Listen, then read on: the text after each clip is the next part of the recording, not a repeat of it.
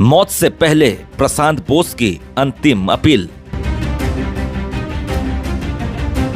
सहस्त्र संघर्ष पर पूर्ण विचार करें, हालात बेहद जटिल।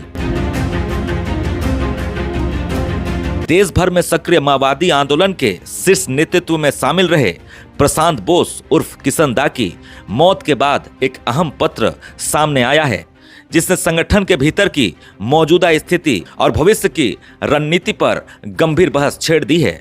बताया जा रहा है कि यह पत्र उन्होंने अपनी मृत्यु से कुछ दिन पहले माओवादी नेता मिसिर बेसरा उर्फ सागर के नाम से लिखवाया था। पत्र की शुरुआत डियर कॉमरेड सागर, आपको लाल सलाम करते हुए प्रशांत बोस ने संगठन के वर्तमान हालात को बेहद जटिल बताया। उन्होंने स्पष्ट लिखा है कि मौजूदा डोमेस्टिक परिस्थितियों में सहस्त्र क्रांति को आगे बढ़ाना अब लगभग असंभव होता जा रहा है। उनके अनुसार लगातार दबाव, सुरक्षा बलों की कार्रवाइयां और आंतरिक कमजोरियों ने संगठन की ताकत को काफी हद तक प्रभावित किया है। संगठन को हो रही लगातार नुकसान पर चिंता जताई है। पत्र में उन्होंने सीआरबी और ईआरबी जैसे संगठनों में पार्टी को हुए भारी नुकसान का भी जिक्र किया। उन्होंने कहा है कि इन नुकसानों का गंभीरता से मूल्यांकन करना जरूरी है, क्योंकि इससे संगठन की जमीनी पकड़ और रणनीतिज्ञ क्षमता दोनों कमजोर हुई है। उन्होंने नेतृत्व से अपील की है कि वे मौजूदा परिस्थितियों का ठंडे दिमाग से आकलन करें और भविष्य की दिशा तय करें। प्रशांत बोस ने साफ तौर पर कहा है कि अब समय आ गया है जब संगठन को अपनी मौजूदा रणनीति, खास तौर पर सहस्त्र संघर्ष पर पूर्ण विचार करना चाहिए।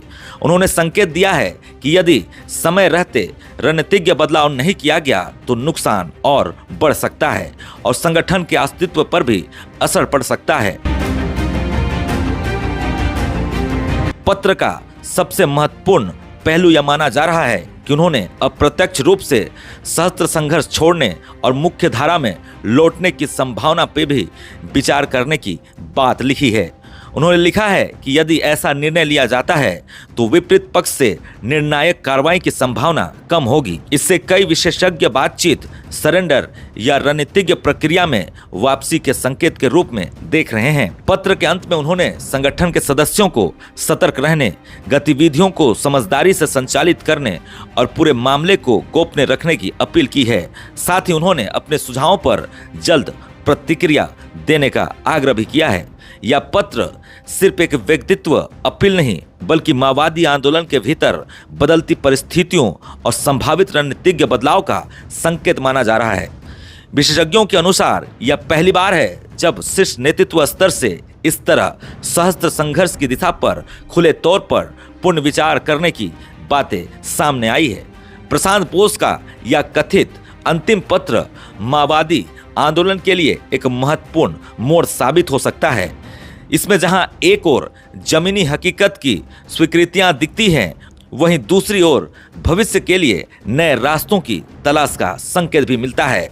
अब देखना होगा कि संगठन का वर्तमान नेतृत्व इस अपील को किस तरह लेता है।